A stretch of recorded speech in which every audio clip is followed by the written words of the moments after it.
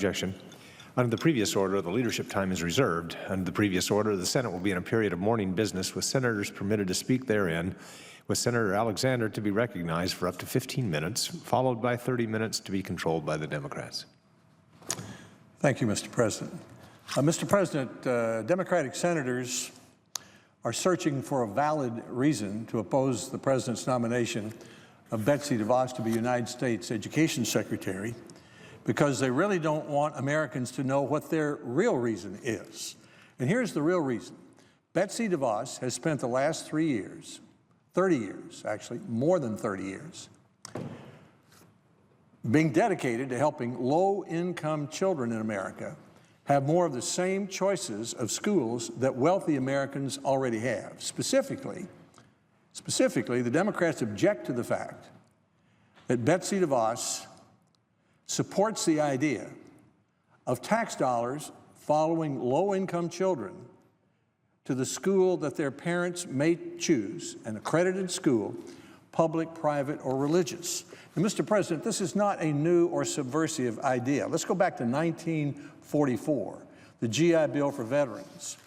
The United States Congress enacted probably the most successful piece of social legislation ever enacted when it passed the GI Bill for veterans. As a result, veterans came home from World War II, and federal tax dollars followed them to the accredited college or university of their choice. They could go to Notre Dame, they could go to the University of Arizona, they could go to Nashville Auto Diesel College, University of Tennessee. It didn't matter. It was their choice. That's when Americans' experience with education vouchers began. Now, I've always wondered, why would an idea that helped to create the greatest generation, which is what we call the World War II generation, and helped create the best colleges and universities in the world, why would that be such a dangerous idea to use for our schools? The idea of education vouchers following students to the college of their choice has been continued in higher education. Pell Grants, we spend about $30 billion in Pell Grants every year, up to $6,000, that follow lower income students to the community college or college of their choice. Those are education vouchers.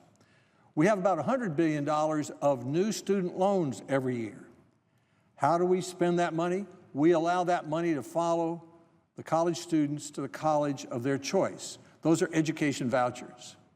So starting with the GI Bill for veterans, all the way through Pell Grants, all the way through student loans, we all endorse those ideas, saying it creates great opportunity for children. It's been so successful. I haven't heard any senator in this body stand up and say, well, let's cancel the Pell Grants because it's tax money following students to a college.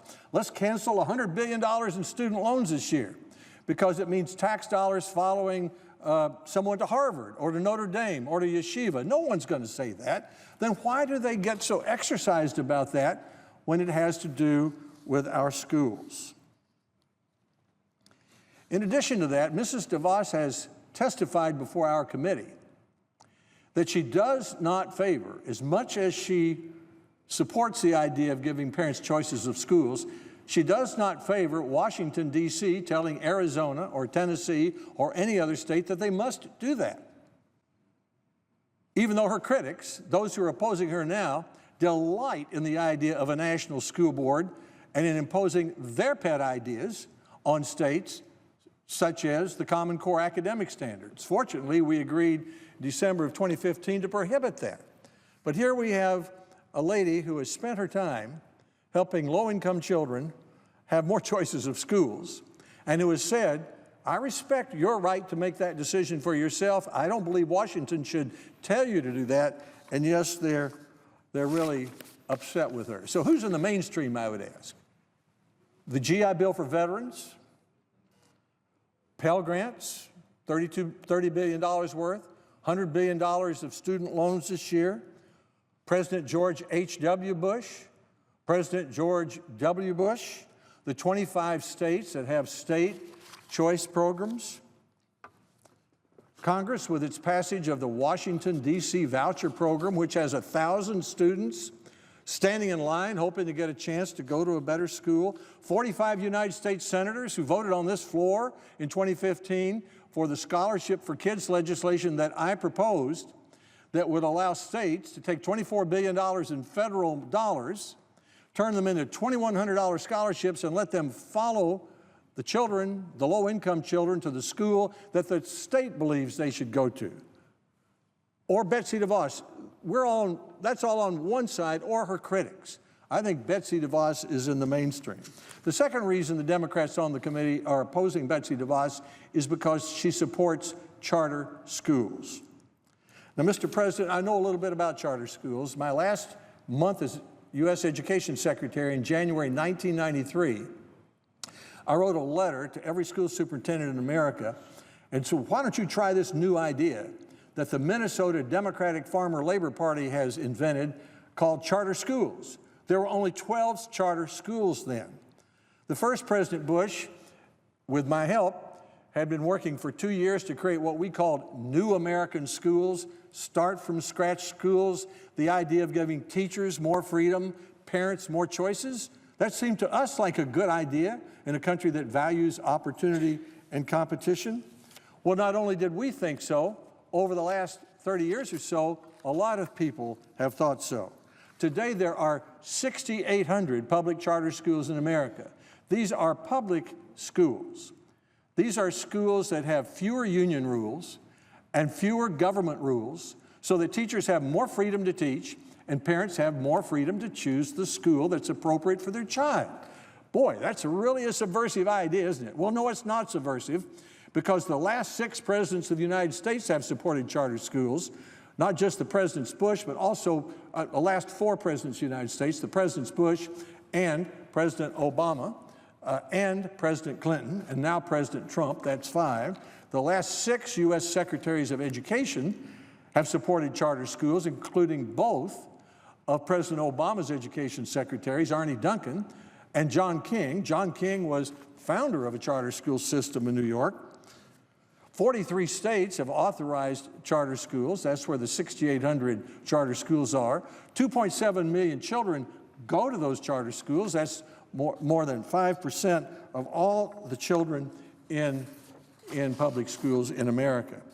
So, Mr. President, I'd ask the question again, who's in the mainstream? The last 5 presidents, the last 6 education secretaries, 43 states, the United States Senate, Betsy DeVos, or her critics,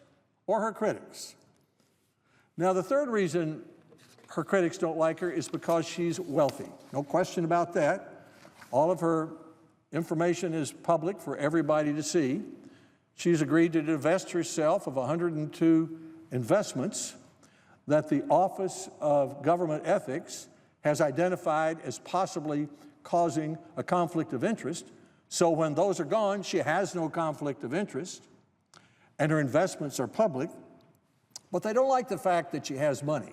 Would they have been happier if she'd spent the last 30 years trying to deny low-income children an opportunity to go to a better school? No, she spent her money and her time trying to help children from low-income families go to a better schools. Her opponents are really grasping for straws, and I'm very disappointed in them. We didn't have time to question her, they say, at our committee hearing. Well, let's go over the facts. Number one, she visited everyone in their offices individually, so they had a chance to ask her questions then. Then she appeared at a hearing for about 3.5 hours, or nearly 90 minutes more, for questions than either of President Obama's education secretaries. And now we have follow-up questions coming from the Democratic senators. And let me tell you what they're doing. They've asked her 1,397 follow-up questions after the hearing. Remember, this is a hearing when she spent more time than either of President Obama's secretaries answering questions after she'd been to their office for questions. And by comparison, Republicans asked President Obama's first secretary 53 follow-up questions, and his second secretary 56 follow-up questions. The Democrats have asked 1,397 follow-up questions. I think what they're doing says more about them than it does about her. In other words, they've asked 25 times as many follow-up questions as Ms. DeVos as Republicans ask of either of President Obama's education secretaries. Finally, they're throwing around conflict of interest accusations. But as I just mentioned, and let me mention it again, Mrs. DeVos last week signed an agreement with the Independent Office of Government Ethics. The job of that office is to review the financial holdings of any cabinet nominee and identify any conflicts of interest. They identified 102 because the DeVoses have a lot of money. Mrs. DeVos agreed to sell all 102 of those assets. So according to the letter of agreement between the Office of Government Ethics and the independent ethics officer in the Education Department, who's already in the department, Mrs. DeVos is not, after she divests herself of those items, which she has 90 days to do, she has no conflict of interest. She's also filled out the same financial disclosure forms that are fundamentally like the ones we United States senators fill out. People know where we get our money, they know what we own, they know what we owe. We know that about her. We also know the Independent Office of Ethics has said she'll have no conflicts and that she's agreed to that. We also know that she supports giving low-income children more choices of schools, which most Americans support. 73% of the American people told a Luntz public opinion survey that they supported more choices of schools. And then tax returns. Some have mentioned tax returns. Well, federal law doesn't require cabinet nominees to produce tax returns.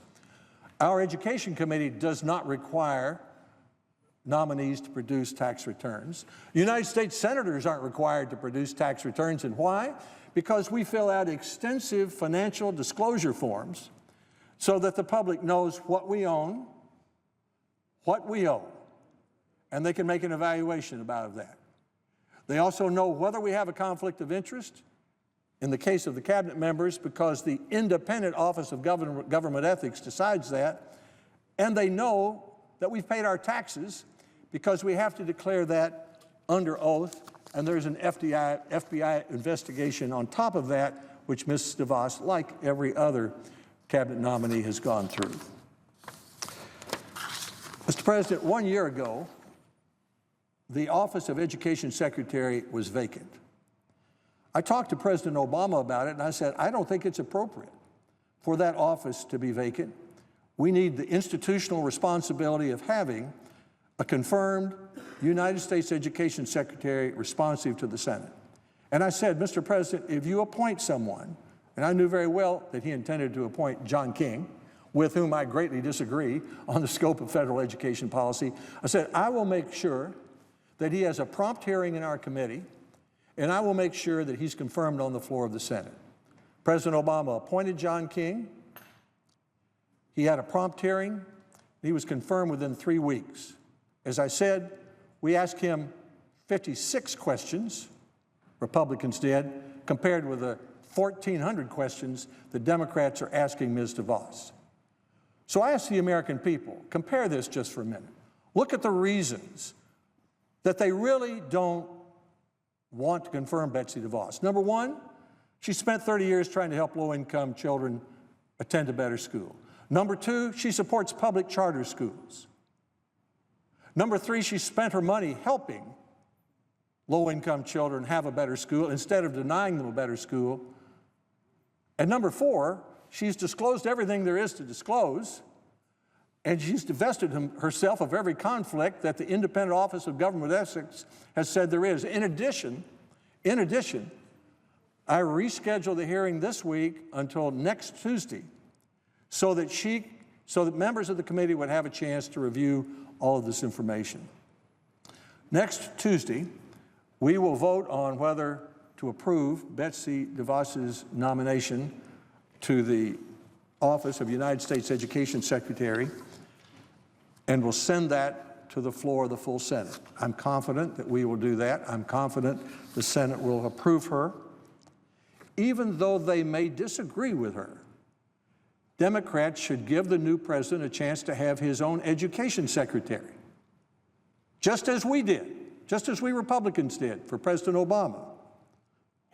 Few Americans have done as much as Betsy DeVos has to help low-income children have a choice of a better school.